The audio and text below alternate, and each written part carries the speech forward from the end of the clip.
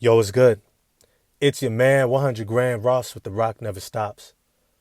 The Lakers are done. And it's time for them to start looking to the future. Not for LeBron. If you watched his post-game conference, you saw that he was getting kind of emotional.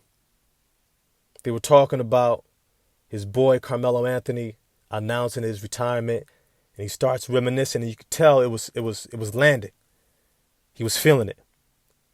He's the last left of his draft class. Damn it almost felt like that movie, The Last of the Mohicans. Brother was sitting there by himself. Unfortunately, in this series, he was by himself. And he's got to be asking himself, how much longer does he want to continue to do this? Because as he said, he's only playing for championships. He's not excited about a Western Conference Finals appearance. He's not excited to have merely broken scoring records. He's not excited about dropping 40 in a closeout game in the Western Conference Finals. He's not excited about just putting up stats. He's here to win championships. And as he looked around, I don't know if you guys noticed, but when he walked off the court, he didn't shake a lot of hands. Wasn't a lot of high fives. He knew that he had arrived to a place that his team couldn't necessarily follow. And this is where the Los Angeles Lakers face themselves right now. Namely, Rob Pelinka. He can't do what he did a few years ago after their championship, where they had one rough year and all of a sudden he disvalued or forgot to value the guys who helped LeBron get there. He let people go. He let guys like Alex Caruso go, Kentavious Caldwell-Pope go, Kyle Kuzma go, Dennis Schroeder go, Dwight Howard go. And all of a sudden, they were by themselves and they spent the next few years struggling to put the team back together again. Tell me right now, if the Los Angeles Lakers had started this season with Kyle Kuzma, Dennis Schroeder, Alex Caruso, Kentavious Caldwell-Pope, do they not end this season as a higher seed? Do they not end this season potentially with LeBron with more in the tank and not on one foot because he's trying to drag the team to the finish line just to make it into the play-in tournament? You can't tell me that if Rob Pelinka had not ensured LeBron had the help he needed from the moment he stepped on the court this season potentially doesn't look a whole lot different. I think it does.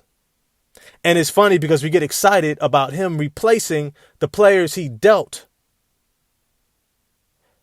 with players who aren't even as good as the ones that he dealt. Rui Hachimura is not as good as Kyle Kuzma, who's 2 inches taller, who actually started in his place in Washington. D'Angelo Russell isn't better than Dennis Schroeder. As we saw, D'Angelo Russell was practically unplayable in this series. Alex Caruso's two-way play, defense, and ability to play off the ball for LeBron James was potentially just as valuable, if not more, than what Austin Reeves was able to contribute. And there was no KCP in this. There was no dead-eye three-point shooter, great in transition, energy, defensive two-way guard, wing to deploy. Dennis Schroeder did his best. But you can imagine if they had kept that team intact and then picked up guys who were undrafted like Austin Reeves to solidify the bench. You see, in this offseason, Rob Pelinka is going to have to do a masterful job, or he needs to go. You can't keep betting that LeBron is going to fade only to see him without help, only to see Anthony Davis wear himself out, trying to drag this team to the play-in. Where was their help for the first half of this season? Because it mattered. It mattered here in the Western Conference Finals, when their two best players are gassed on one leg dragging themselves because they had to deploy that playoff energy back in January, back in February. Rob Pelinka and the Los Angeles Lakers are going to have to do a masterful job. And it might start with figuring out what they're going to do in terms of pursuing Kyrie Irving. Because as you saw, there was nobody that LeBron was able to trust to give the ball to and say, bring us home. I'm tired. I've got 35 points. I'm about to drop this triple-double, making everyone else better, playing great defense, amazing defense on Nikola Jokic, rebounding, getting steals, getting blocks, challenging shots, making the rotations, picking up Jamal Murray on the perimeter. I need somebody else who can get me a bucket. D'Lo was unplayable. Dennis Schroeder was unreliable. Austin Reeves was unproven. Kyrie Irving. Rob Pelinka needs to be on the phone with his people right now. Forget tampering. He needs to be on the phone right now and say, we need you, Kyrie. We may not be able to give you the same amount of money that Dallas can, but you know where you're coming to. La La Land, the land of champions, the land of championships. Look what we just did. If we add you to this team, the moment free agency opens, it gives us time to then match whatever people offer for a restricted free agent, Austin Reeves. It allows us to retain the other requisite players and still go out and get the added front court support that we know that we need for AD. And we can be a championship contending team next season with you at the helm. You can be the guy who brings us home. You could be the individual who redeems his career.